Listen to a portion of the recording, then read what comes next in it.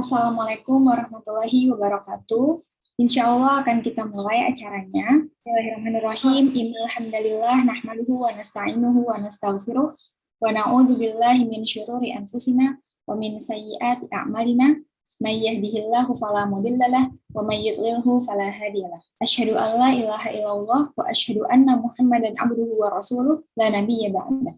Alhamdulillahirabbil alamin, segala puji bagi Allah yang telah memberikan kita banyak sekali nikmat. Salah satunya adalah kita bisa berkumpul meskipun lewat virtual di hari yang semoga diberkahi oleh Allah ini, dalam acara yang juga semoga dicatat sebagai pemberat amal timbangan kita pada hari akhir nanti. Shalawat serta salam tak lupa selalu kita curahkan kepada baginda kita Nabi Muhammad SAW, Allahumma sholli wa sallim wa barik alaihi, beserta para sahabat dan juga pengikutnya yang telah berjuang dan membuat kita bisa beragama, berislam dengan rasa aman dan nyaman serta juga merdeka hingga hari ini. Saya ucapkan selamat datang kepada para wali santri Andalusia Quranic School dan juga para hadirin sekalian pada acara paran kelas spesial bersama Kang Abik pada pagi hari ini, yang semoga kedepannya berjalan lancar dan juga hikmat dengan penuh mengambil manfaat dan kebaikan dari beliau pada hari ini. Mungkin saya tanya dulu kabarnya kepada para bapak dan ibu dan juga hadirin ya, karena ini acara tidak hanya terbatas pada hadirin wali santri AKIS saja, tapi juga kepada umum. Jadi kali ini bergabung bersama kita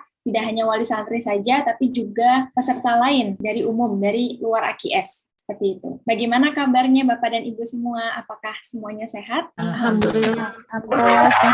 Alhamdulillah Ustazah sehat. Alhamdulillah. Semoga para Bapak dan Ibu selalu diberikan kesehatan dan juga kesanggupan untuk hari-hari selanjutnya. Sebelum acara saya mulai, karena di sini juga Kang Abik belum saya persilahkan masuk. Oh, sudah ada Kang Abik.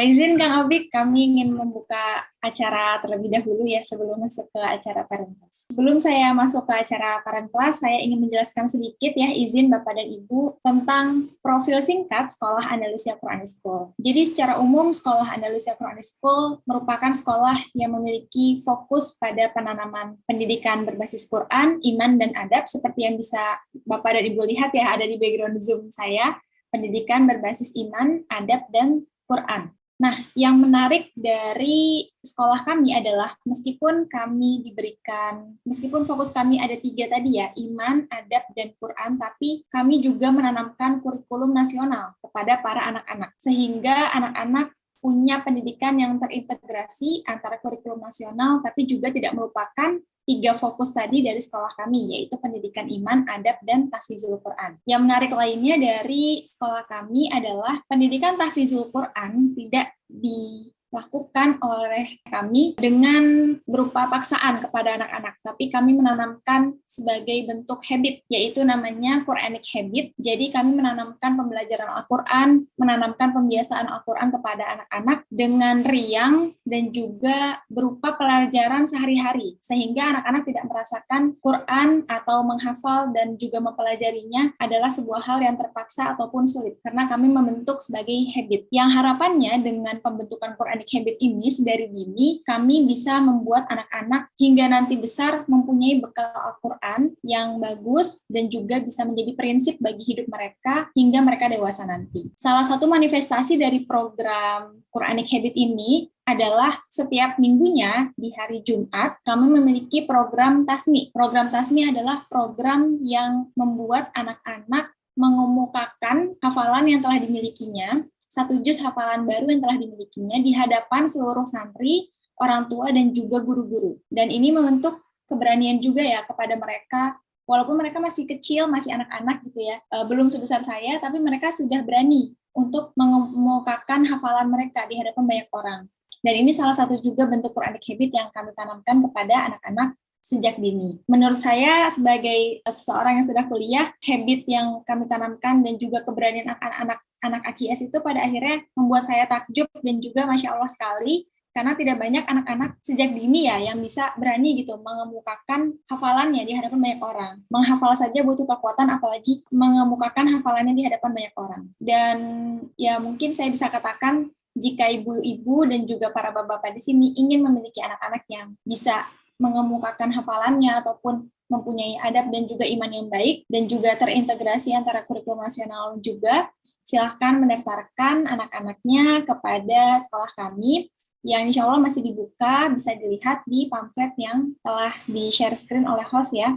Di situ ada pendaftaran online kami yang insya Allah mungkin nanti linknya akan di-share juga ya host di kolom chat Zoom. Nanti bisa ibu-ibu dan bapak-bapak lihat lagi di chat Zoom atau di Instagram Andalusia Quran School. Beranjak ke kegiatan selanjutnya, yaitu kegiatan Parent Class, yang dimana kegiatan Parent Class saat ini juga salah satu program ataupun bentuk kepedulian kita kepada para wali santri Andalusia Quran School. Karena tidak hanya peduli kepada santrinya, kami juga peduli kepada wali santrinya untuk mengintegrasikan pendidikan di rumah dan juga di sekolah. Jadi harapannya dengan acara Parent Class ini yang menghadirkan selalu sosok yang menginspirasi ya dari awal hadirnya Parent Class hingga saat ini, apalagi hari ini kita kedatangan sosok yang sangat spesial, Kang Adik. Harapannya dari acara ini kita bisa memiliki perspektif yang sama antara orang tua dan juga pihak sekolah, sehingga pendidikan di rumah dan juga pendidikan di sekolah dapat terintegrasi dengan baik dan juga orang tua dapat bersinergi dengan pihak sekolah dalam mendidik anak-anaknya. Kemudian pada kesempatan kali ini, Parent Class dalam bulan Mei ini akan membahas, tentunya karena kita mendatangkan sosok yang sangat berpengaruh dalam dunia literasi, maka tema yang diangkat pada Parent Class Mei ini adalah kebangkitan literasi dan pengaruhnya dalam membangun generasi, yang mungkin nantinya juga bisa kita kaitkan dengan pengembangan anak-anak ya, bagaimana anak-anak itu diberikan kesadaran untuk mempunyai pemahaman literasi sejak dini yang ternyata mungkin ada pengaruhnya juga saat nanti anak-anak itu membesar, seperti itu. Sebelum saya lanjutkan, saya akan membacakan CV singkat dari materi kita yang mungkin sudah tidak asing lagi ya. Beliau bernama Habibur Rahman El Shirazi, LCMA, yang akrab kita sapa dengan panggilan Kang Abik, yang mungkin nanti saya ke depannya akan lebih santai memanggil Kang Abik saja ya. Kemudian telah menempuh pendidikan di MTS Futuhiyah 1 Meragen Demak, MAPK Surakarta, dan juga Al-Azhar University, dan berprofesi sebagai novelis, penulis karya sastra bestseller di Indonesia. Salah satunya yang kita kenal, mungkin semua di sini tahu gitu, adalah Ketika Cinta Bertasbih dan Ayat-Ayat Cinta. Dan tapi banyak sekali juga karya-karya beliau yang lain. Beliau juga seorang penyair, sutradara film, penulis skenario sinetron, dan guru ngaji. Banyak sekali penghargaan yang sudah beliau dapatkan. Salah satu di antaranya adalah Tokoh Pembaruan Indonesia 2007 Harian Republika, Paramadina Award 2009 dari Universitas Paramadina, Hadiah Sastra Nusantara 2009, penulis skenario sinetron terbaik tahun 2010, Festival Film Bandung. Penghargaan Tokoh Sastra Islami oleh Menteri Besar Sabah dalam Mahrojan Kesenian dan Persuratan Islam Nusantara 2012 di Kota Kinabalu, Sabah, Malaysia. Penghargaan dari The Istanbul Foundation for Sciences and Culture, Istanbul, Turki. Penghargaan Tokoh Perbukuan Islam 2019, Panitia IBF 2019, dan lain-lain. Di antara ayatnya, selain Ketika Cinta Bertasbih dan juga Ayat-Ayat Cinta, ada Pudarnya Pesona Cleopatra, dan juga Bumi Cinta, Dalam Mihrab Cinta, Cinta Suci Zahrana, Api Tauhid, Merindu Baginda Nabi, dan lain-lain. Sekarang beliau sedang diberikan amanah sebagai Ketua Lembaga Seni Budaya dan Peradaban Islam LSBPI MUI Pusat Majelis Ulama Indonesia 2020 hingga 2025 nanti. Dan juga Wakil Ketua Organisasi Internasional Alumni Al-Azhar Indonesia Provinsi Jawa Tengah 2015 hingga saat ini. Bagi saya, karya-karya beliau itu sebagian besar sudah saya baca ya, Kang Abik, dan salah satunya yang membuat saya saat ini sekolah di Universitas Al-Azhar Kairo juga adalah berkat karya Kang Abik. Saat kelas 6 SD saya membaca Ketika Cinta Bertasbih, dan saat itu saya pengen banget ke Mesir gitu. Alhamdulillah sekarang saya bisa ada di sini, mungkin salah satunya bisa berkat novel Kang Abik juga ya, selain kuasa dari Allah dan izin dari orang tua, adalah berkat novel Ketika Cinta Bertasbihnya Kang Abik yang membuat saya terkagum gitu dengan Mesir. Dan ini yang mungkin akan kita bahas ya Ustadz pada pagi hari ini, bagaimana literasi itu bisa mengubah masa depan seseorang mungkin, dan juga bisa mengubah masa depan banyak orang juga. Tanpa berpanjang kata, langsung saja saya serahkan kepada Kang Abik untuk penyampaiannya dalam acara Parent Class kali ini. Silahkan Kang Abik. Baik, Mbak Farah. Assalamualaikum warahmatullahi wabarakatuh. Waalaikumsalam warahmatullahi wabarakatuh. A'udzu billahi minasyaitonir rajim. Bismillahirrahmanirrahim. Alhamdulillahilladzi 'allama bil qalam 'allamal insana ma lam ya'lam wassalatu wassalamu ala man kana khuluquhul Qur'an sayyidina wa habibina wa maulana Muhammad sallallahu alaihi wasallam wa ala alihi wa ashabihi wa man sara ala nahjihi ila yaumiz ziham. Amma ba'd. Seluruh keluarga besar Andalusia Quranic School dan seluruh peserta webinar yang semoga semua dirahmati oleh Allah Subhanahu wa taala. Alhamdulillah, mari kita kembali bersyukur kepada Allah Subhanahu wa taala atas segala limpahan nikmat-Nya untuk kita semuanya. Wa in ta'uddu ni'matallahi la tuhsuha. Jika kita hitung nikmat Allah untuk kita semuanya, kita tidak akan mampu untuk menghitungnya. Karena itu yang diminta oleh Allah untuk kita semuanya adalah bukan menghitung-hitung nikmatnya Allah, tapi yang diminta oleh Allah adalah kita mensyukuri nikmatnya Allah Subhanahu wa taala, agar kita semuanya selalu ditambah nikmat oleh Allah Subhanahu wa taala. La in syakartum la azidannakum. Dan selawat dan salam ke pangkuan baginda Rasulullah sallallahu alaihi wasallam. Semoga dengan kita istiqomah mengikuti ajaran baginda Rasulullah sallallahu alaihi wasallam, mengikuti sunnah-sunnah baginda Rasulullah sallallahu alaihi wasallam, dan kita banyak membaca salawat untuk baginda Rasulullah sallallahu alaihi wasallam, hidup kita semuanya penuh barokah di dunia wal akhirah, dan kita semuanya kelak mendapat syafaat utma baginda Rasulullah sallallahu alaihi wasallam di yaumil qiyamah. Amin amin ya rabbal alamin. Bapak Ibu yang dimuliakan oleh Allah Subhanahu wa taala, panitia mengamanahkan saya untuk berbicara tentang literasi kaitannya dengan membangun generasi. Kalau kita bicara tentang literasi, maka kita pasti tidak bisa meninggalkan Al-Quran. Kita paham semuanya bahwa makna literasi yang paling dasar itu adalah kemampuan membaca dan menulis. Itu aja deh, paling dasar sekali adalah kemampuan kita membaca dan menulis. Meskipun nanti kemudian literasi akan berkembang menjadi kemampuan kita dalam menelaah segala persoalan yang kita hadapi berbasiskan ilmu pengetahuan. Itulah makna literasi. Jadi kita melihat segala sesuatu itu, kemudian memandangnya, menganalisisnya, mempertimbangkannya, itu berdasarkan dengan ilmu pengetahuan. Itulah literasi yang sesungguhnya. Misalnya ada banjir, kenapa terjadi banjir? Kita cari apa itu setelah ilmu pengetahuan. Kenapa banjir itu terjadi, sebabnya dan sebagainya. Itulah literasi. Kenapa sebuah bangsa itu maju, sebuah bangsa itu mundur, dicari sebab ilmu pengetahuannya. Itulah literasi. Kenapa misalnya Bapak Ibu punya anak sedang sakit, misalnya balita umur 2 tahun sedang sakit panas begitu. Maka yang pertama kali hadir dalam diri kita adalah kita mencari penyebab sakit itu berdasarkan ilmu pengetahuan.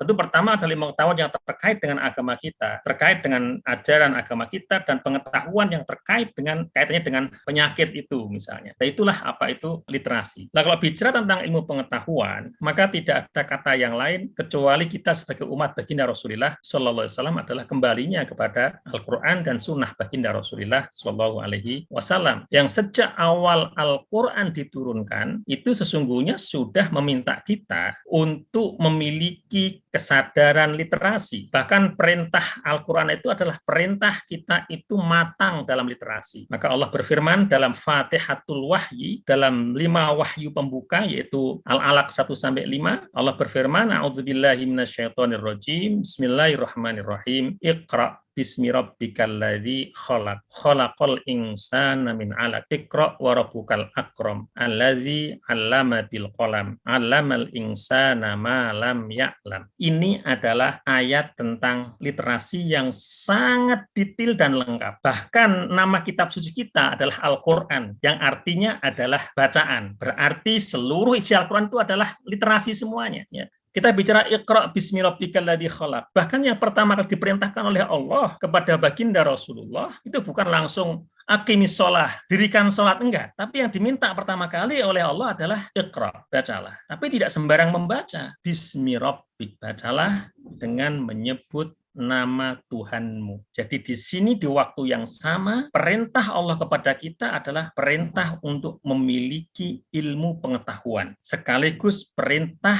untuk beriman kepada Allah Subhanahu wa taala. Ilmu pengetahuan yang sekaligus di waktu yang sama ada iman di dalamnya. Ilmu pengetahuan yang dengan ilmu pengetahuan itu kita akan menyebut Allah Subhanahu wa ta'ala. Maka di tempat yang lain dalam Al-Qur'an, ketika Allah Subhanahu wa taala menanamkan tauhid untuk kita semuanya, kalimatnya bagaimana dalam Al-Qur'an?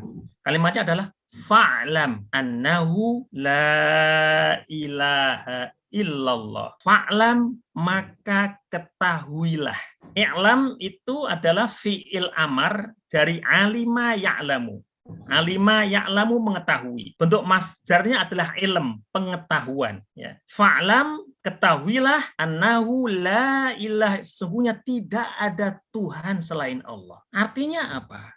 Dalam bertauhid pun kita diminta untuk bertauhid yang basisnya adalah pengetahuan, dengan sepenuh pengetahuan, sepenuh kesadaran, tidak sekedar taklid, tapi kita benar-benar tahu, faham, memang benar-benar tidak ada Tuhan selain Allah. Artinya dalam keimanan, dalam tauhid kita sangat penting sekali yang namanya ilmu. Ilmu itulah apa itu literasi itu. Ilmu itu adalah literasi. Kita harus tahu. Bahkan di dalam apa itu syair yang sangat terkenal di kalangan ulama, wa kullu man bi ghairi ilmin ya'malu a'maluhu mardudatun la tuqbalu. Wa kullu man bi ghairi ilmin ya'malu. Setiap orang yang tanpa ilmu dia itu beramal, ya apapun bentuk amalnya, ibadah, sholat, segala macam, tetapi kemudian ngawur tanpa ilmu. Kata ulama, a'maluhu mardudatun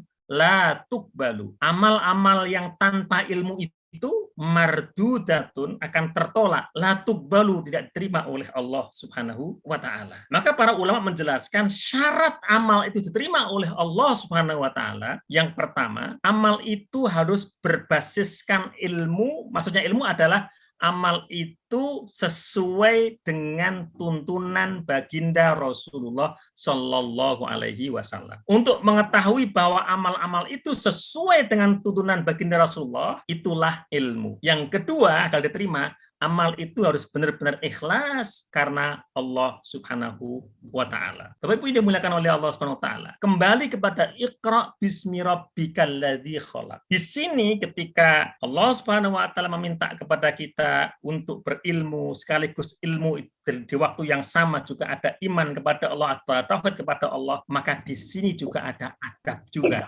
Ada adab. Adabnya adalah segala ilmu pengetahuan itu mestinya adalah dikembalikan kepada Allah Subhanahu wa taala. Orang itu mesti paham bahwa ilmu pengetahuan itu sumbernya adalah bismi rabbik. Sumbernya adalah Allah Subhanahu wa ta'ala. Kemudian orang itu tidak boleh sombong kalau dia itu pinter. Dia harus paham bahwa dia pun sepinter-pinternya dia itu adalah hanya mendapatkan setetes ilmu dari Allah Subhanahu wa ta'ala. Maka ya, kalau kita baca kitab Imam Ghazali ya, Hidayatul Hidayah ya, kita akan mendapatkan kalimat yang indah. Ada satu hadis yang dipetik oleh Imam Ghazali yang kalimatnya apa itu indah sekali untuk kita renungkan. Hadisnya berbunyi seperti ini yang disampaikan oleh Imam Ghazali. Man izdada ilman wa lam yazdad hudan lam yazdad minallahi illa bu'dan. Man izdada ilman, siapa yang tambah ilmunya, literasinya semakin kuat, bacanya kenceng,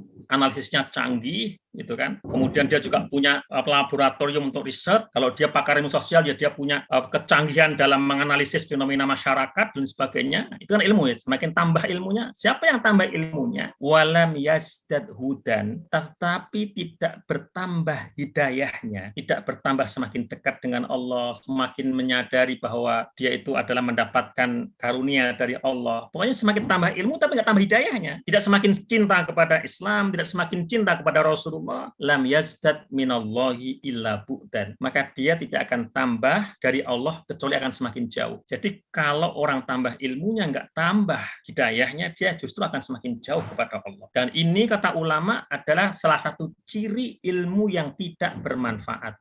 Bermanfaat menurut timbangan ulama ya. Kadang-kadang kalau menurut timbangan manusia itu macam-macam masalah manfaat itu gitu kan. Kalau menurut timbangannya apa itu para ulama ya, ilmu yang bermanfaat itu adalah ilmu yang semakin kemudian kalau dia itu bertambah ilmunya, maka dia akan semakin dekat dengan Allah Subhanahu wa taala, dan kemudian efeknya ilmu itu akan memberikan kemanfaatan di kanan dan kirinya, memberikan perubahan-perubahan yang positif pada dirinya, keluarganya, lingkungannya, dan ditambah dekat dengan Allah Subhanahu wa taala. Itulah tanda-tanda ilmu yang manfaat dan barokah. Dan saya sangat yakin, saya sangat optimis bahwa Andalusia Quranic School ini pasti juga menginginkan dan menyiapkan siswa-siswinya, santri-santrinya untuk memperoleh ilmu yang manfaat seperti ini, ya, ilmu yang semakin tambah ilmunya, anak itu semakin dekat dengan Allah Subhanahu wa taala. Anak juga akan semakin empati kepada kanan dan kirinya. Bapak Ibu yang dimuliakan oleh Allah Subhanahu wa taala, kembali kepada Iqra bismi rabbikal ladzi khalaq, khalaqal insana min 'alaq, Iqra wa rabbukal akram, alladzi 'allama bil qalam. Jadi perintah membaca itu dalam 5 wahyu pembuka, itu 5 ayat pembuka, itu sampai 2 kali. Pertama, Iqra bismi rabbikal ladzi khalaq. Yang kedua adalah Iqra wa rabbukal akram. Bacalah dan Tuhanmu maha pemurah, maha baik, maha melimpahkan rahmat. Iqra wa rabbukal akram, alladzi 'allama bil qalam. Yaitu Tuhan, yaitu Allah, 'allama bil qalam, yang mengajar dengan perantaraan qalam, ya. Mengajar siapa? Dengan perantaraan qalam itu 'allamal insana, mengajar manusia. Terus Allah itu mengajar manusia dengan perantaraan qalam, mengajarkan apa? 'Allamal insana ma lam ya'lam, apa yang belum diketahui oleh umat manusia. Kemudian apa sih maksud kolam dalam ayat ini? Ya kalau bahasa Arab paling sederhana, ya kolam itu ya ini kolam. Tapi yang dimaksud bukan ini. Kalau kita baca apa itu yang ditulis oleh ulama tafsir, ya al-qalam ay al-qiraatu wal kitabah. Kolam di sini maksudnya adalah membaca, menulis, bacaan dan tulisan. Allah mengajar manusia dengan perantaraan membaca dan menulis, dengan perantaraan bacaan dan tulisan, apa yang belum diketahui oleh manusia. Maka kemudian para pakar pendidikan, terutama pendidikan apa itu ulama-ulama muslim itu, dari ayat ini kemudian disimpulkan, dan itu sesuai dengan kenyataan sejarah ilmu pengetahuan umat manusia. Dalam sejarah ilmu pengetahuan umat manusia, tidak ada wasilah, tidak ada medium, media, alat, wasilah untuk mentransfer, memindah ilmu pengetahuan dari satu otak ke otak yang lain, dari satu generasi ke generasi yang lain, satu kaum ke kaum yang lain, yang lebih efektif dari bacaan dan tulisan. Bacaan dan tulisan, membaca dan menulis, itu adalah wasilah untuk mengajarkan ilmu pengetahuan, mentransfer ilmu pengetahuan yang paling efektif dari satu otak ke otak yang lain, dari satu generasi ke generasi yang lain, dari satu bangsa ke bangsa yang lain. Sampai sekarang, paling efektif. Kalaupun mungkin Bapak Ibu sekarang sudah menggunakan apa itu email dan sebagainya, tetap dasarnya adalah bacaan dan tulisan. Bapak Ibu dimuliakan oleh Allah Subhanahu wa taala. Sekarang izinkan saya sedikit masuk lebih dalam tentang apa itu urgensi literasi. Untuk sedikit, saya yakin Bapak Ibu semuanya sudah paham ini bagian daripada wadzakir fa'ana dzikra tanfa'ul mu'minin, karena mengingat itu bermanfaat untuk orang-orang yang beriman, terutama juga untuk adik-adik yang mungkin perlu mendapatkan masukan-masukan tentang pentingnya literasi, pentingnya membaca, pentingnya bacaan, pentingnya menulis. Izinkan saya berbagi screen ya. Selain tadi Iqra bismi rabbikal ladzi khalaq, khalaqal insana min 'alaq, Iqra wa rabbukal akram alladzi 'allama bil qalam, 'allamal insana ma lam ya'lam. Di dalam Al-Qur'an juga bisa kita temukan misalnya ya tentang urgensi kolam, urgensi pena, urgensi tulisan, itu ada di dalam surat Al-Qalam ayat yang pertama, nun wal qalami wa ma yasturun. Nun, dan demi kolam dan apa yang mereka tulis. Ma yasturun, apa yang mereka tulis, ya.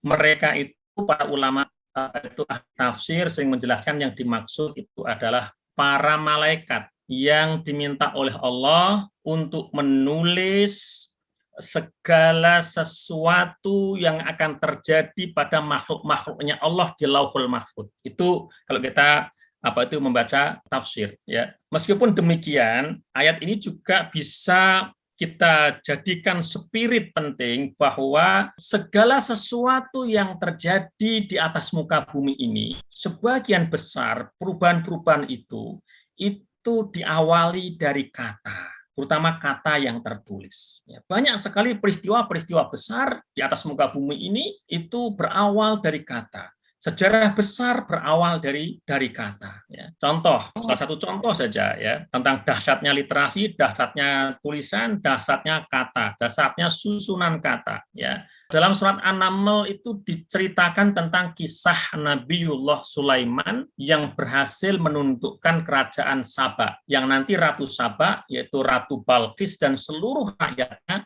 masuk Islam menyembah kepada Allah Subhanahu wa taala. Ceritanya pasti adik-adik semua juga sangat mengerti ya. Kalau nggak mengerti nanti lebih detailnya nanti Bapak itu ustazah, Bapak Ibu guru juga bisa menceritakan ya tentang cerita Nabi Sulaiman ini, yang intinya saya ringkaskan, Nabiullah Sulaiman ini adalah Nabi Allah yang diberi mukjizat luar biasa oleh Allah. Allah memberikan mukjizat berupa bisa menundukkan angin, bisa menundukkan jin, bisa bicara kepada hewan. Ini Nabiullah Sulaiman alaihi salam. Jadi tentara Nabiullah Sulaiman itu termasuk angin jadi tentaranya, jin-jin tentaranya. Kemudian seluruh hewan itu juga tunduk kepada Nabiullah Sulaiman alaihi salam. Suatu ketika Nabiullah Sulaiman itu memeriksa tentaranya dan tidak menemukan salah satu tentaranya, yaitu burung hudhud, pada tempatnya. Kemudian Nabiullah Sulaiman bertanya, di mana hudhud? Tidak ada yang tahu. Kemudian kita bisa baca ya di An-Naml, nanti Nabi mengancam, kalau hudhud nggak bisa menjelaskan kenapa dia tidak ada di posisinya, la'adzbahannahu, aku akan sembelih dia. Kemudian hudhud datang, kemudian dia bercerita bahwa dia baru dari sebuah negeri yang luar biasa dahsyatnya, kemudian sayangnya negeri itu tidak menyembah Allah, tetapi negeri itu menyembah matahari. Hudhud kemudian mengatakan alangkah baiknya kalau Nabiullah Sulaiman itu berkenan mendakwahi negeri itu sehingga menjadi negeri yang dari menyembah matahari, kemudian dia akan menyembah Allah Subhanahu wa taala. Kemudian ini berarti Hudhud sudah punya alasan yang sangat tepat. Ternyata Hudhud ini sangat kreatif ya. Jadi ini kemudian menjadi tamaran kita semuanya. Kalau seekor hudhud saja sudah bisa berpikir bagaimana merubah sebuah daerah yang tidak menyembah Allah untuk menjadi menyembah Allah, tentu kita sebagai umatnya Rasulullah Shallallahu Alaihi Wasallam harus lebih kreatif dari burung hudhud ini. Ya. Nabi Sulaiman kemudian menulis surat ya agar nanti disampaikan kepada pemimpin negeri itu, agar dibawa oleh hudhud. Surat itu inilah isinya. Innahu min Sulaiman. Surat itu dari Sulaiman. Isinya wa innahu bismillahirrahmanirrahim. Alla ta'lu alayya wa'tuni muslimin. Isi suratnya pendek. Bismillahirrahmanirrahim. Kalian jangan sombong kepadaku, datanglah kepadaku dalam keadaan berserah diri kepada Allah Subhanahu wa taala, dalam keadaan menjadi Muslim, tidak menyembah matahari, kira begitu. Yang kita kemudian tahu ceritanya kan, surat itu dibawa oleh hudhud, diletakkan di jendela, entah di mana, intinya sampai ke tangan Ratu Balqis. Ratu Balqis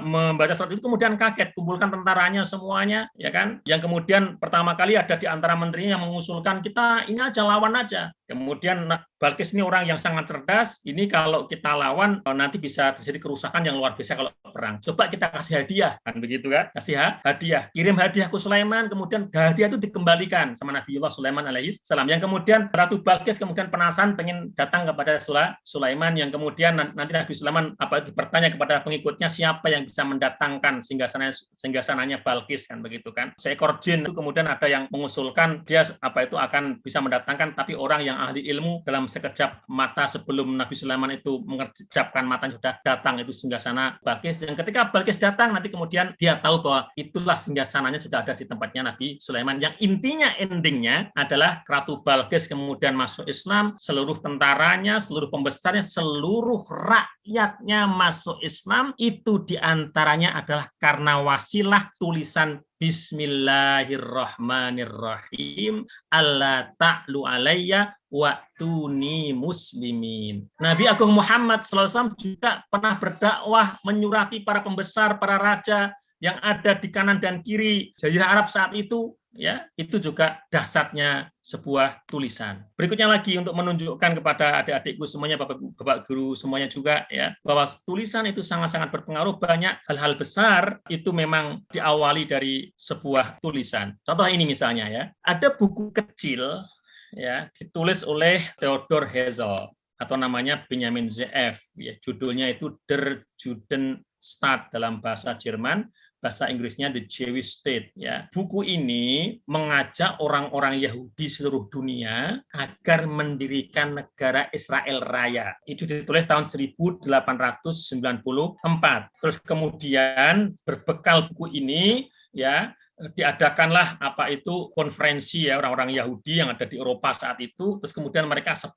menyepakati untuk mendirikan negara Israel, yang kemudian nanti tahun 1948 negara Israel itu benar-benar berdiri. Jadi dimulai dari tulisan negara Israel itu kemudian bisa berdiri. Ya. Berikutnya ini buku lagi, ada buku The Art of War kayak Sun Tzu, ya. Ini juga buku klasik sekali, apa itu sejak 2.500 tahun yang lalu, ya, ditulis oleh seorang jenderal Cina, Sun Tzu, tentang seni berperang. Itu sampai sekarang buku ini masih dibaca oleh para pimpinan-pimpinan perusahaan di dunia ini, juga para jenderal-jenderal, ya, dalam apa itu strategi bisnis, manajemen organisasi, bernegosiasi dan lain sebagainya. Buku ini menjadi inspirasi yang terkait dengan sebuah strategi, dan banyak apa itu perusahaan-perusahaan besar yang kemudian dia bisa berkembang menjadi perusahaan besar karena terinspirasi dari strategi yang ada di buku ini.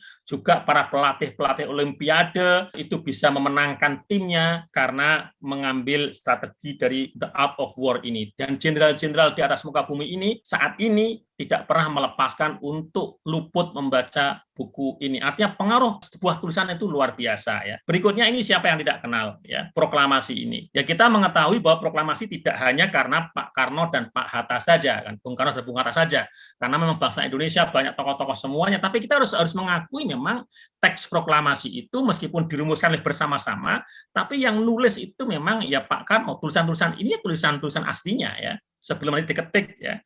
Coretan-coretan inilah yang kemudian nanti diketik, kemudian dibacakan, kemudian jadilah proklamasi kemerdekaan bangsa Indonesia.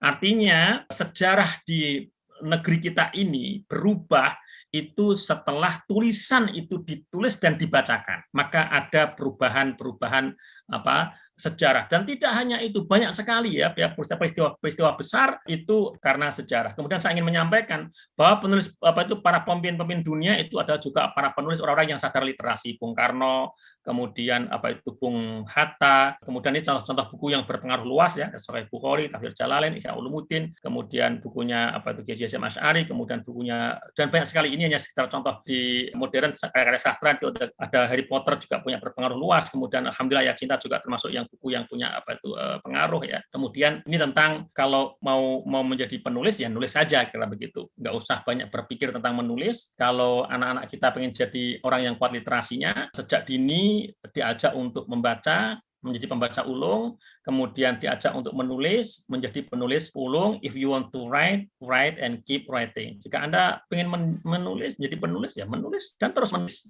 Thinking about writing or talking about writing or worrying about writing is not writing, ya. Berpikir tentang menulis, berbicara tentang menulis, cemas tentang menulis, diskusi tentang menulis, itu bukan menulis. Menulis itu ya menulis itu sendiri, ya kan. Baik Bapak Ibu yang dimuliakan oleh Allah Subhanahu wa taala. Ya, kembali kemudian kita masuk ke tentang membangun generasi. Kita kembali ke definisi tadi tentang literasi, bahwa literasi adalah kemampuan membaca dan menulis itu yang paling dasar. Yang kemudian definisi yang lebih umumnya, pemahaman yang lebih umumnya adalah ya kemampuan kita menelaah sebuah masalah, ya memikirkan sebuah masalah dengan berbasis ilmu yang mapan. Itulah literasi. Lah, apa pengaruhnya kalau dalam perkembangan generasi? Ya tentu saja, orang yang punya literasi yang maton, yang mapan tentang mendidik generasi dengan yang tidak, itu pasti akan sangat berbeda hasilnya. Seorang ibu yang nggak punya literasi tentang bagaimana mendidik anaknya, dengan ibu yang dia punya literasi yang kuat, literasi dari Al-Quran, dari hadis, dari kemudian pakar-pakar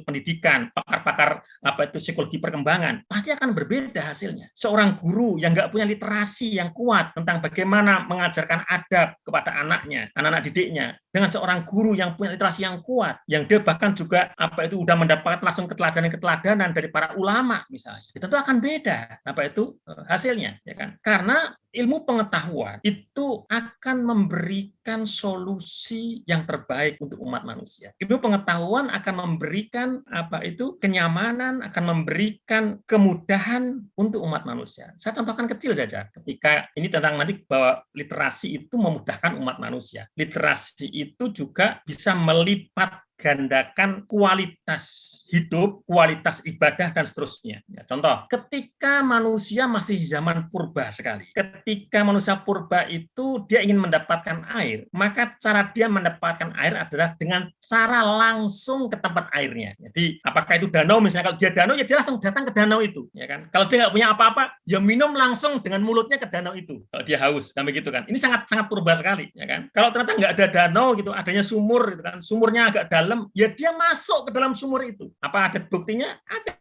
Hadisnya ada itu. Ada hadis yang menjelaskan ya seorang musafir berjalan, dia kehausan, ya. Ketika kehausan dia menemukan sumur. Kemudian musafir itu masuk ke dalam sumur itu, minum di dalam sumur itu dia. Kemudian dia keluar dari sumur itu. Di luar dia melihat seekor anjing menjilat debu. Kemudian dia merasa punya empati kepada anjing itu. Kalau tadi aku aja kehausan sedemikian hausnya, pastilah anjing ini juga kehausan seperti diriku. Kasihan anjing ini. Maka musafir itu kemudian kembali lagi masuk ke dalam sumur, sepatunya dia gunakan untuk ngambil air, dia gigit, kemudian dia naik ke atas, kemudian dia kasih minum anjing itu. Yang karena kebaikannya pada anjing itulah, Allah memberikan rahmat kepada orang ini, dan dia termasuk min ahlil jannah. Hadisnya sahih, ya kan? Sangat terkenal sekali. Yang ingin saya lihat, yang ingin saya sampaikan apa? Inilah ketika masih sangat-sangat tradisional sekali dalam mengambil air. Kemudian manusia menemukan cara mengambil air yang lebih efektif. Pakai timba, kemudian pakai bisa pakai tambang, diulurkan ke bawah, kan begitu.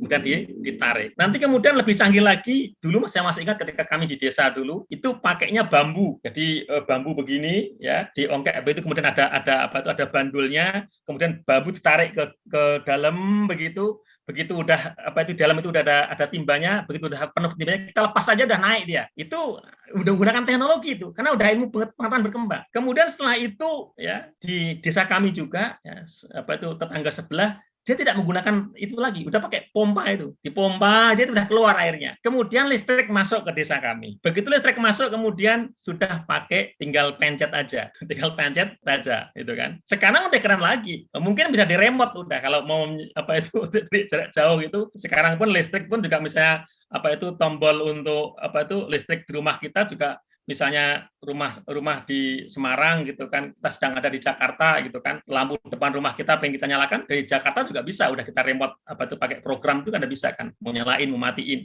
Inilah teknologi. Jadi semakin kuat literasinya, akan semakin mudah. Demikian juga dalam hal ibadah kepada Allah Subhanahu wa taala. Bagaimana literasi itu kemudian bisa menambah barokahnya waktu. Saya contohkan, istri baginda Rasulullah, ya, itu bertasbih. Ketika itu waktu subuh bertasbih, Rasul kemudian ke masjid. Istri tetap di dalam rumah, ya, salat di rumah. Rasul ke masjid. Ya. Kemudian Rasul di masjid salat subuh, kemudian ya iktikaf dan sebagainya sekian lama, kemudian pulang, ya, kembali ke rumah dan mendapati istri beliau itu masih bertasbih. Rasul kemudian bertanya, apakah engkau bertasbih tidak berhenti sejak aku tinggalkan tadi? Berarti mungkin istrinya beliau itu sudah salat subuh duluan kemudian bertasbih, ya. Sejak aku tinggalkan tadi sampai aku kembali lagi. Istri Rasulullah menjawab, iya. Kemudian Rasul berkata, maukah kamu aku beritahu beberapa kalimat yang kalau kamu ucapkan itu nilainya sama dengan tasbih yang kau ucapkan sejak tadi sampai sekarang ini. Kemudian tentu istri Rasulullah mengatakan, mau ucapkan ini, subhanallah wa bihamdihi adada khalqih wa ridha nafsih wa zinata arsyih wa midada kalimatih. 3 kali. Coba Ibu bayangkan. Bapak Ibu membaca subhanallah, subhanallah, subhanallah, subhanallah, misalnya dari waktu subuh sampai waktu duha. Itu ketika Bapak membaca juga subhanallah bihamdihi adada khalqih wa ridha nafsih wa zinata arsyih wa midada kalimati. Subhanallah bihamdi adada khalqih wa ridha nafsih wa zinata arsyih wa midada kalimati. Subhanallah bihamdi adada khalqih wa ridha nafsih wa zinata arsyih wa midada kalimati. Enggak ada 1 menit. Itu nilainya di mata Allah sama. Kenapa sama? Rasulullah yang ngasih kabar, ya. Ini apa? Ini literasi, ya kan? Kita orang yang enggak tahu, yang enggak tahu, kan gitu kan? Enggak tahu, yang enggak tahu, tapi yang tahu, ya kan? Bagaimana kalau kemudian saya baca subhanallah adalah fi waridun nafsi wa zinata arsy wa midata kalimati dari subuh sampai duha, ya tentu akan lebih berlipat-lipat ganda lagi. Inilah apa itu literasi. Ada orang berdoa panjang sekali. Kemudian ada ulama beritahu, ini loh waktu yang mustajab untuk berdoa, ini waktunya. Misalnya orang berdoa habis zuhur, jam 2 gitu kan, dia pulang dari sekolah, kemudian di rumah, ya kemudian dia berdoa panjang sekali. Dengan orang yang berdoa, dia itu berdoa juga, mungkin tidak terlalu panjang, tapi berdoanya itu di sepertiga malam terakhir setelah dia sholat tahajud. Ya tentu apa itu akan lebih punya potensi didengar oleh Allah itu yang di sepertiga malam terakhir, karena ada hadisnya bahwa Allah itu di sepertiga malam terakhir itu, ya Allah itu mendengarkan betul, bahkan mencari siapa yang beristighfar kepadaku, siapa yang apa itu minta kepadaku, kira-kira begitu. Ada hadisnya. Ini namanya literasi. Inilah pentingnya ilmu. Sama juga terkait sama mendidik anak misalnya, mendidik adab misalnya. Ada seorang tua itu yang kemudian dia membebaskan anaknya keluar masuk ke dalam kamarnya. Dia anak sendiri kok, anak kandung, boleh-boleh aja kan anak kandung keluar masuk ke dalam kamarnya. Ya nggak masalah. Tapi kalau di dalam Al-Quran itu ada batasan-batasan. Ada 3 waktu yang anak sekalipun kalau mau masuk ke kamar ayah dan ibunya harus izin. Itu Al-Quran. Kenapa? Supaya benar-benar aman. Ya kan? 3 waktu itu apa? Silahkan Bapak Ibu baca Al-Quran. Biar tahu ya kan. Nah, ini cara-cara apa itu mengajarkan apa itu adab. Kalau orang yang tahu kemudian ya benar-benar akan beritahu anaknya, di waktu itu harus benar-benar didisiplin, anak harus izin ketika mau masuk ke kamar ayah dan ibunya. Akan lebih bagus lagi kalau memang setiap mau masuk itu ada izinnya. Tetapi kalau ada 3 waktu yang benar-benar anak itu nggak boleh masuk ke kamar orang tuanya kecuali harus izin kepada kedua orang tuanya, ya kan? Nah, inilah apa itu pentingnya apa itu literasi. Jadi antara orang yang berilmu dan tidak berilmu ya tentu apa itu berbeda. Sama-sama belajar, ya kan? Anak belajar di sekolah. Yang satu itu gurunya mengajarkan literasi cara niat belajar. Yang satu enggak pernah diajari niat belajarnya. Itu nanti juga beda banget. Ini masalah literasi. Yang satu diajari ya ketika mau berangkat dari rumah sudah diajari. Kita bisa melihat di kitab Ta'limul Muta'alim ya, ada itu. Para ulama-ulama bahkan menyusunkan apa itu. Jadi niat itu memang sebenarnya di hati ya benar. Tetapi kalimatnya itu untuk menuntun hati itu. Terutama kalau untuk anak-anak supaya dia terbiasa. Di dalam Ta'limul Muta'alim misalnya nawaitu thalabal ilmi liizalati jahli lillahi ta'ala. Jadi sama guru, sama kiai sudah diberitahu, kalau kamu mau ngaji, mau belajar, kalau di pondok gitu ya, dari kamu keluar dari kamar kamu, niatkan, baca bismillahirrahmanirrahim, nawaitu thalabal ilmi liizalati jahli lillahi ta'ala. Aku niat mencari ilmu untuk menghilangkan kebodohanku karena Allah Subhanahu wa ta'ala. Atau kalau dia mau di pesantren, berangkat dari rumahnya nih, misalnya dia pesantrennya misalnya di Cirebon misalnya, anaknya berangkat dari Bekasi misalnya.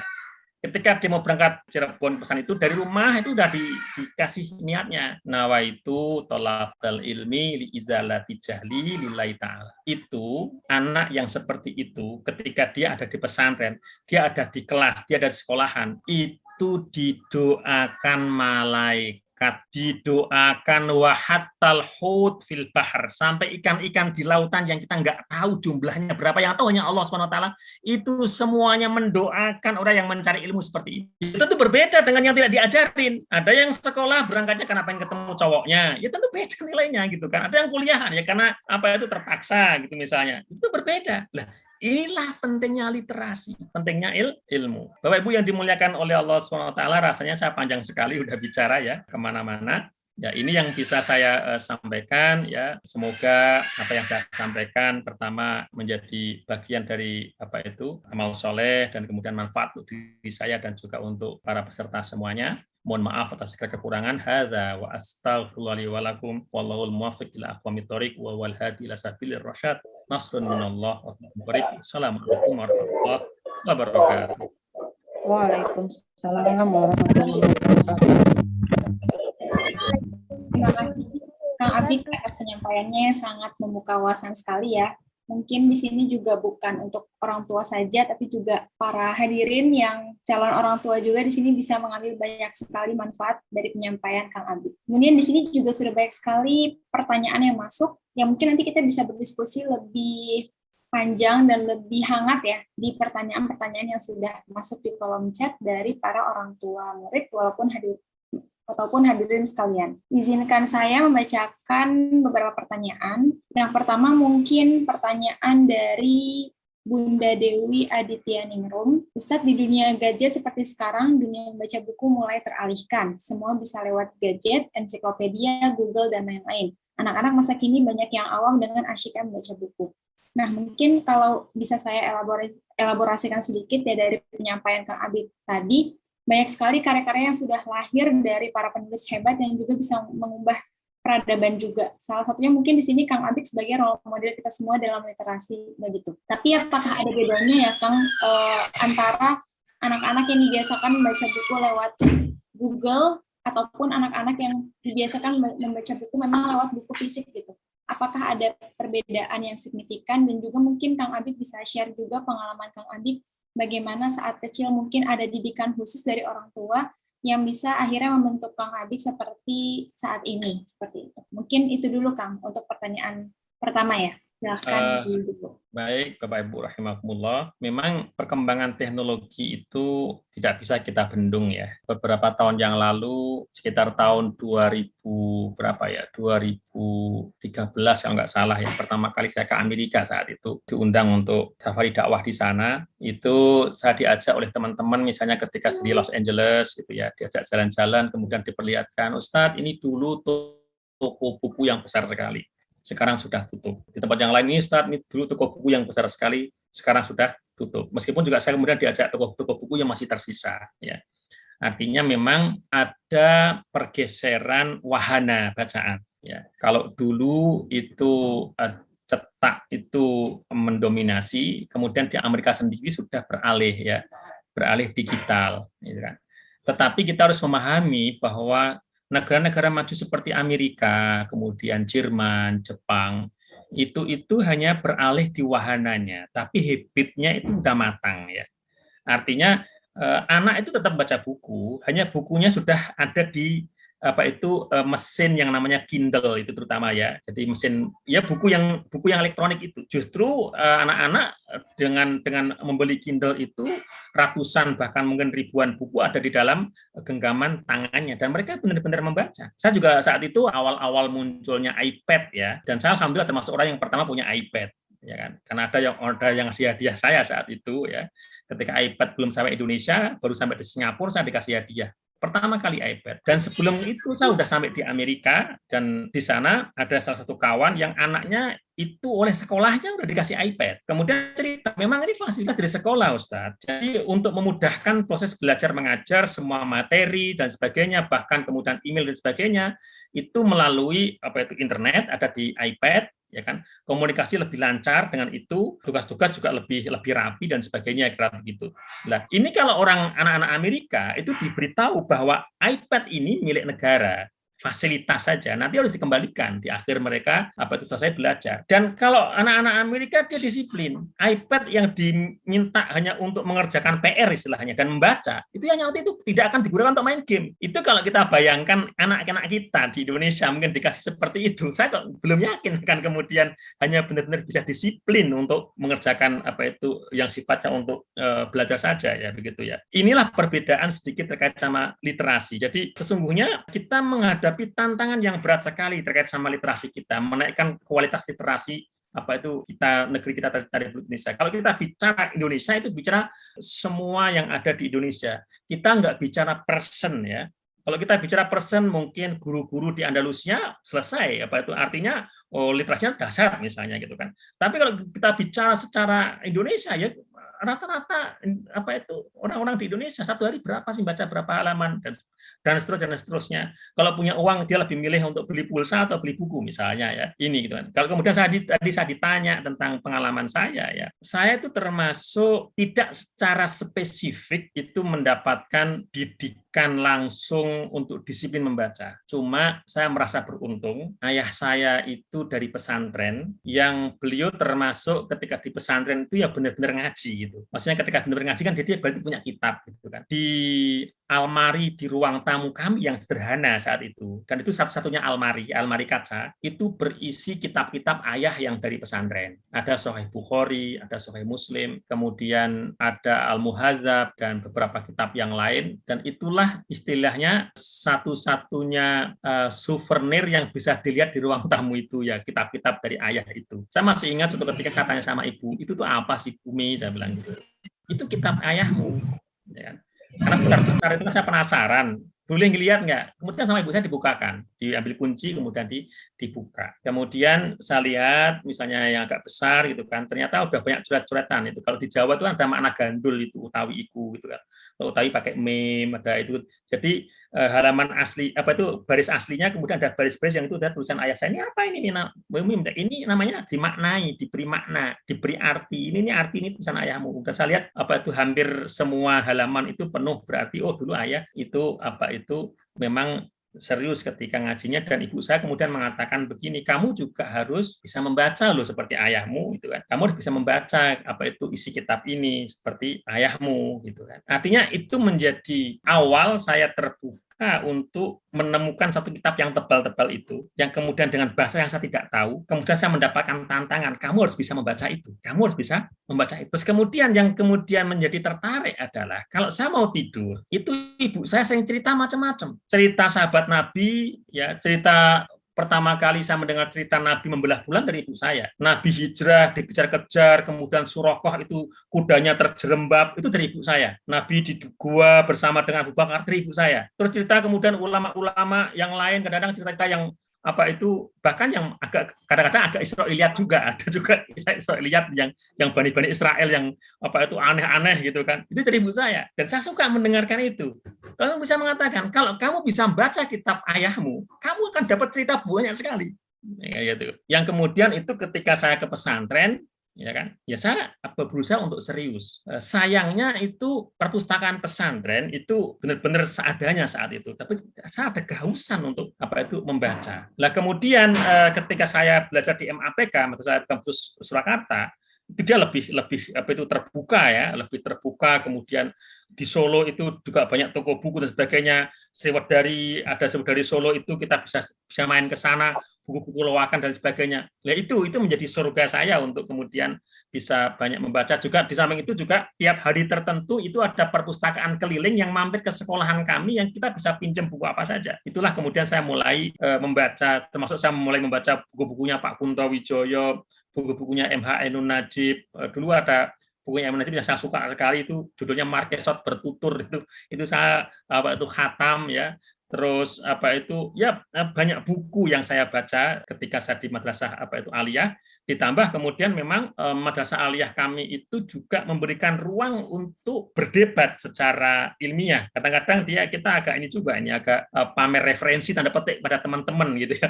Jadi udah baca buku apa kira-kira begitu. Lah ini kemudian apa itu tantangan. Jadi artinya kemudian memang milieu dan apa itu lingkungan itu membentuk, dan saya bahagia sekali kemudian Allah berikan kesempatan kepada saya untuk sampai di Mesir. Itu gudangnya buku luar biasa.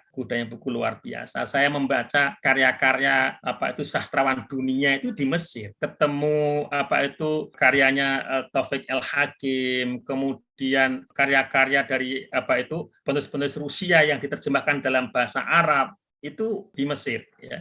Dan apa itu kita bisa melihat produktifnya orang-orang Mesir itu ketika kita di sana ada namanya International Book Fair ya, Ma'rad kitab yang internasional itu yang 5 hektar itu isinya buku. Kemudian ada diskusi-diskusi di antara para ulama dan para pemikir, kita bisa ketemu di sana. Dan satu ketika misalnya ada tokoh yang kita baca bukunya kemudian tampil di International Book Fair saat itu, dari jauh itu lihat, ya Allah bahagianya ya, kapan saya bisa jadi penulis seperti dia gitu. Zaman itu gitu, kapan saya itu bisa nulis, kemudian bicara di depan sana, kemudian orang pada minta tanda tangan.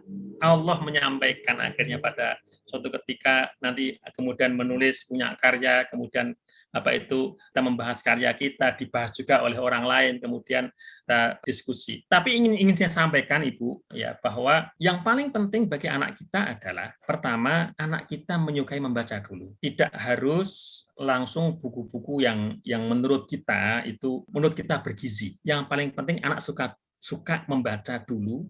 Yang paling penting yang dibaca tidak madorot dan maksiat, itu aja deh. Sifatnya entertain nggak apa-apa. Nggak apa-apa. Yang paling penting anak suka membaca dulu. Saya masih ingat itu. Dan saya bahagia sekali saya membaca wawancara ini ketika saya masih di Madrasah Aliyah. Itu wawancara Kiai Haji Profesor Ali Yafi. Saat itu beliau adalah ketua Majelis Ulama kalau tidak salah saat itu ya. Saya masih di Aliyah. Ya. Yang jelas saya sudah punya bukunya yang tentang fikih beliau memang luar biasa ya. Profesor Ali Yafi, mungkin sekarang beliau umurnya udah 90-an ya, udah sepuh sekali beliau, 90 tahun lebih mungkin beliau ya. Saya masih ingat Profesor Ali Yafi diwawancarai di satu majalah karena beliau itu intelektual yang luar biasa. Diwawancari tentang sejak kapan beliau suka membaca. Habitnya dimulai dari mana? Dan beliau jawab dengan jujur, saya suka membaca gara-gara membaca cerita silat Ko Ping Hu. Jadi seorang ulama besar waktu remajanya membaca Ko Ping Hu. Dari situlah kemudian dia berawal suka membaca. Ini juga yang mendorong saya untuk bismillah nawaitu saya nulis karya sastra, nulis novel. Kenapa? Karena saya sendiri merasakan saya baca karya sastra itu suka, baca cerita itu suka, baca novel itu suka. Mungkin juga banyak remaja yang suka baca novel. Dengan harapan habis membaca novel nanti dia akan kemudian berlanjut membaca yang lebih serius. Maka Bapak Ibu mungkin ada yang kecewa dengan saya ketika saya bikin ayat-ayat cinta 2 itu tebal sekali. Ayat cinta 2 kan ayat cinta yang pertama itu ya tebal tapi ayat cinta 2 kan saya bikin tebal sekali. Bahkan saat itu masih ingat saya, penerbit Republika itu bahkan sama minta kalau bisa ditipiskan ini Ustaz, kira-kira begitu. Karena kalau tebal sekali nanti harga jualnya jadi akan mahal. Saya nggak mau, enggak. Saya tetap pengen tebal. Kenapa? Karena saya tahu bahwa ini akan dibaca. Meskipun tebal tetap akan dibaca. Saya ingin memberikan pengalaman kepada anak-anak remaja. Pernah membaca buku lebih 500 halaman, 600 halaman ketika mereka masih remaja. Jadi ada pengalaman literasi, dia bisa mengatakan pada dirinya, aku pernah membaca buku yang tebal supaya gak kalah dengan anak-anak Amerika. Anak Amerika, anak SMA itu segitu, tebal-tebal dia baca. Dan alhamdulillah, anak SMP, anak SMA, bahkan ada yang anak 6 SD itu membaca ayat-ayat itu khatam. Kemudian saya bikin lagi yang tebal lagi, Api Tauhid tentang Badi'u Zaman Said Nursi. Itu bahkan ada anak SD yang khatam. Alhamdulillah, ya kan. Ya ini bagian daripada ikhtiar. Ya kembali Bapak Ibu semuanya, yang penting anak-anak diajak untuk suka membaca. Dekatkan dengan buku, dekatkan dengan intinya membaca, literasinya mapan. Kalau kemudian anak itu misalnya sudah langsung dia pakai digital, tapi benar-benar membaca yang serius, tidak baca status atau sekedar baca berita yang nggak cetol begitu, bukan, membaca yang serius. Kayak seperti anak-anak Amerika, dia yang dia pegang udah Kindle gitu, dia buku yang dia baca gitu. Mungkin ini yang bisa saya sampaikan. Allahu a'lam bishawab. Baik Ustaz, terima kasih atas jawaban dari satu pertanyaan tapi tampaknya sudah menjawab 3 pertanyaan sekaligus yang ada di sini. Mungkin selanjutnya literasi lain tentang menulis ya Ustaz. Di sini ada pertanyaan juga, bagaimana untuk mendorong anak-anak agar supaya senang menulis. Kalau tadi tentang membaca, dan mungkin dari bacaan itu kita dorong anak-anak supaya bisa memiliki karya juga ataupun bisa menuangkan apa yang dia baca dalam bentuk tulisan. Dan mungkin itu ada hubungannya juga ya dengan membentuk pemikiran anak agar lebih stabil juga, karena menulis itu kan bisa merapihkan pikiran. Kalau saya baca di buku-buku, menulis itu adalah merapihkan pikiran. Nah, mungkin itu ada pengaruhnya juga kah Ustadz dengan masa depan anak-anak nanti atau bagaimana? Silahkan dijawab Ustadz. Yang ditanyakan apanya? Apa itu Ustazah? Bagaimana agar anak bisa bahagia ataupun bisa senang menulis? Oke, baik. Pertama, seperti membaca tadi itu, kalau membaca tadi saya sampaikan yang penting anak suka dulu membaca. Menulis juga sama, ya. Menulis juga sama, berikan ruang pada anak untuk menuangkan apa yang dia ingin tuangkan, apa yang ingin dia ekspresikan, ya. Apa saja. Beri ruang kepada anak. Kemudian beri apresiasi. Kalau anak-anak sudah menuangkan, kemudian arahkan. Kan begitu. Jadi kadang-kadang ada anak yang memang sudah punya pikiran-pikiran kreatif, ada anak-anak yang perlu ditumbuhkan. Kalau yang pikirannya kreatif enak sebenarnya, tinggal kasih tema misalnya, kemudian dia nulis apa saja, kemudian tinggal kita itu mengarahkan, tinggal kita bengkeli, ya, dibengkeli, oh ini harusnya begini itu. Tapi untuk anak-anak yang mungkin perlu ditumbuhkan kreativitas, kadang-kadang agak sedikit ya, tapi jangan sampai kemudian menjadi terpaksa ya. Sedikit dipaksa dengan tugas ya, dengan tugas. Atau kalau mudahnya misalnya begini, kadang-kadang kalau di dalam ruangan terus itu juga jenuh anak-anak ya kan. Kadang-kadang perlu diajak anak-anak itu misalnya ya lihat sawah misalnya, kalau ada sawah ya. Kan nggak tahu kalau di sana di Andalusia di mana misalnya, di ruangan yang mungkin lebih terbuka, kemudian diminta anak itu silahkan anak-anak sekarang adalah nulis nih saatnya nulis, waktunya 1 jam. Silahkan tulis apa yang kalian lihat, silahkan. Atau kalau misalnya kalian menulis tentang apa yang kalian alami sejak tadi bangun tidur sampai sekarang juga boleh, silahkan. Nulis, yang penting nulis. Dan kemudian setelah anak itu menulis, beri apresiasi. Ya. Tidak ada tulisan jelek, selama anak udah nulis. Selama ibu guru, bapak guru bisa memahami apa yang dituliskan oleh anak. Berarti anak sudah bisa mengkomunikasikan idenya. Berarti sudah baik. Yang ada adalah anak yang tulisnya baik dan anak yang tulisnya baik sekali. Ya, gitu. Jadi cuma ada 2, baik dan baik sekali. Kan begitu. Bahkan saya sering menyampaikan dalam pelatihan, kalau saya ngasih pelatihan menulis ya kan. Nah, itu saya sampaikan.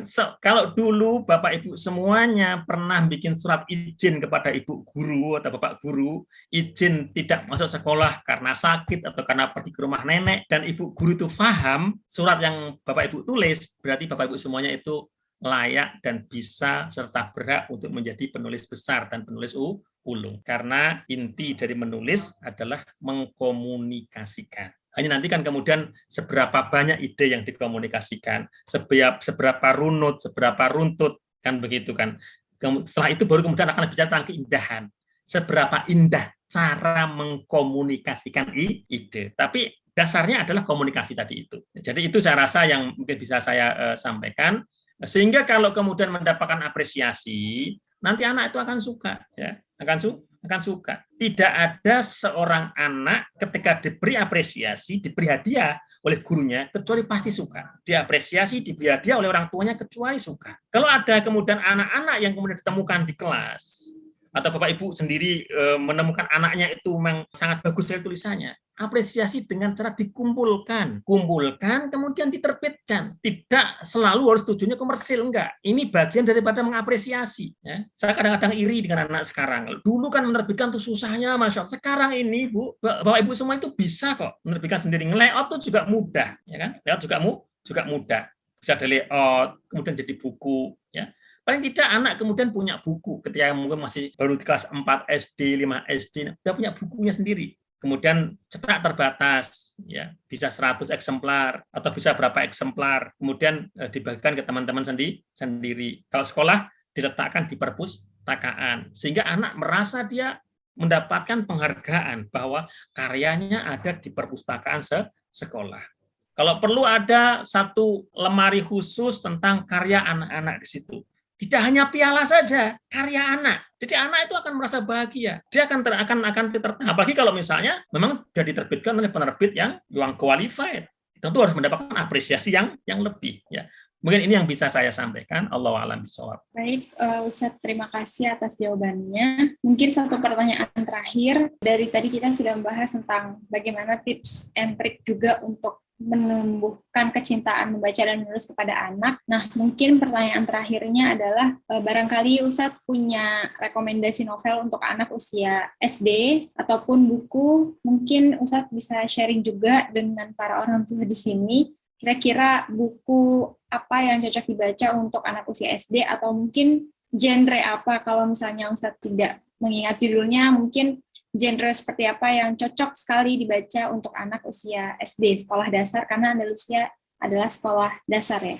Baik, pertanyaannya tentang buku yang cocok untuk anak SD. Pertama, ya, semua buku cerita yang berbasis pada Al-Quran itu cocok untuk semua anak SD. Kan sekarang udah banyak ini buku cerita ini. Semua buku cerita tentang nabi-nabi itu cocok untuk anak SD. Semua buku cerita tentang para tabi'in itu cocok untuk anak SD. Semua buku cerita tentang para sahabat Nabi, ada yang kumpulan misalnya 60 sahabat Nabi, ada yang sendiri-sendiri misalnya ya, Sa'ad bin Abi Waqqas apa, itu cocok untuk anak SD. Kemudian buku-buku yang memang itu tertulis, sudah ada tertulis ya, misalnya cerita anak Islami dari umur sekian sampai sekian itu kan sudah ada sekarang itu cocok. Kemudian kalau untuk novel-novel yang Islami, ya saya tidak bisa mengatakan cocok dan tidaknya, itu Bapak Ibu harus membaca dulu. Misalnya, Kembara Rindu yang saya tulis misalnya, apakah cocok untuk anak SD atau tidak? Silakan Bapak Ibu baca dulu, ya kan? Saya nggak mau kemudian misalnya saya mempromosikan ternyata nggak cocok. Bapak Ibu sendiri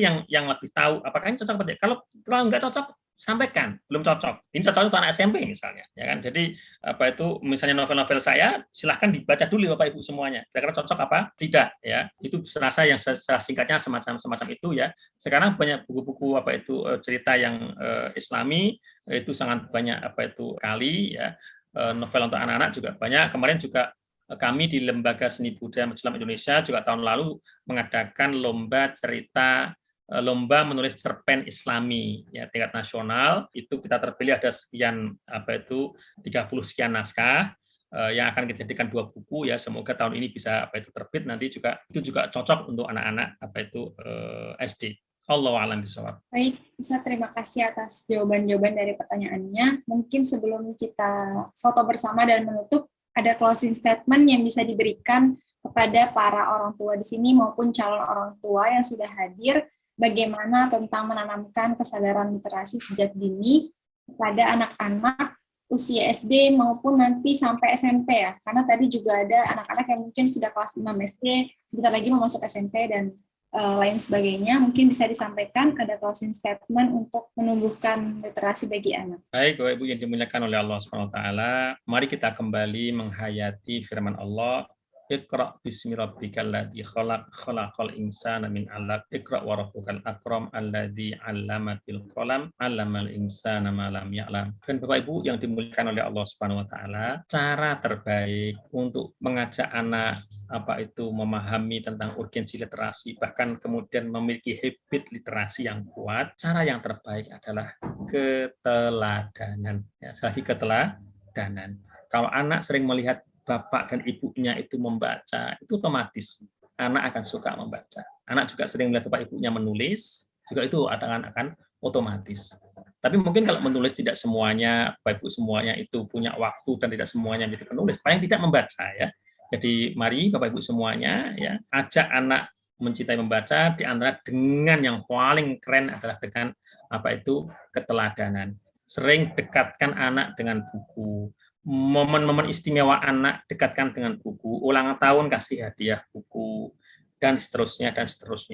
Ini yang bisa saya sampaikan ya. Terima kasih, kita bisa bersilaturahim di sini. Semoga lain waktu kita bisa bersilaturahim lagi, dan terima kasih kepada Andalusia School, Quranic School ya. Semoga menjadi sekolah yang dicurai barokah oleh Allah Subhanahu wa taala. Hadza wa astaghfirullahi wa lakum. Assalamualaikum warahmatullahi wabarakatuh. Waalaikumsalam warahmatullahi wabarakatuh. Terima kasih banyak lagi kepada Waalaikumsalam yang sudah meluangkan waktunya untuk hadir. Semoga kita bisa bertemu di kesempatan lain lagi, Ustaz. Di kesempatan lain lagi mungkin kita bisa bertemu dan juga saling menyapa ketika nanti mungkin sudah ada kesempatan lagi bertemu, entah di mana dan kapan juga. Ahlan wa sahlan. Saya mohon pamit semuanya ya. Assalamualaikum. Saya ucapkan terima kasih kepada semua hadirin yang telah hadir dan juga kepada guru-guru dan wali santri ya, khususnya wali santri Andalusia Quranic School yang telah hadir pada acara kali ini dan juga telah meramaikan dan berdiskusi hangat juga. Semoga kita bisa ketemu di acara Parentras berikutnya dengan tema yang lebih menarik dan juga harapannya pembicara yang sama menariknya, ataupun bahkan kita bisa menghadirkan pembicara yang tidak kita sangka-sangka sebelumnya lagi ya, seperti Kang Abid sekarang juga kita tidak sangka-sangka. Kedepannya semoga kita bisa memiliki pembicara yang tidak kita sangka-sangka juga sangat menarik seperti itu. Terima kasih, mohon maaf jika ada kesalahan. Saya Farah Mutia sebagai moderator, undur diri. Wassalamualaikum warahmatullahi wabarakatuh. Waalaikumsalam Waalaikumsalam warahmatullahi wabarakatuh. warahmatullahi wabarakatuh.